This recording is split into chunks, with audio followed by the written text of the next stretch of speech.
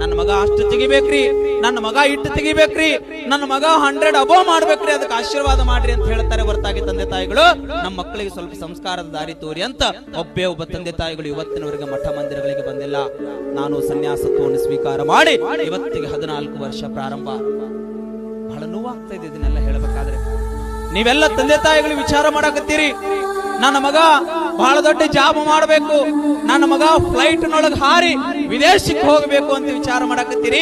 ನಿಮಗೆ ಸತ್ಯ ಹೇಳ್ತೀನಿ, ಅದು ವಿದೇಶಕ್ಕೆ ಹೋಗದ ಮೇಲೆ ನೀವು ಮನ್ಯಾಗ ಪರದೇಶ ಹಾಕೊಂಡಿರ್ತೀರಿ. ನಿಮ್ಗೆ ಗೊತ್ತಿಲ್ಲದು ಯಾರಿಗೆ ತಂದೆ ತಾಯಿಗಳಿಗೆ, ಅದು ವಿದೇಶಿ ನೀವು ಪರದೇಶಿ.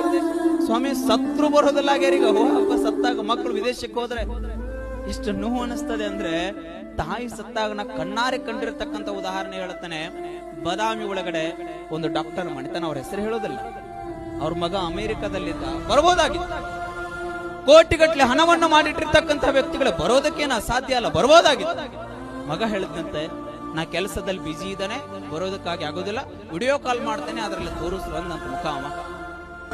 ಅಂತ ಮಕ್ಕಳನ್ನ ಯಾಕೆ ಹಿಡಿತೀರಿ, ಎದಕ್ಕೆ ಹೆರ್ತೀರಿ?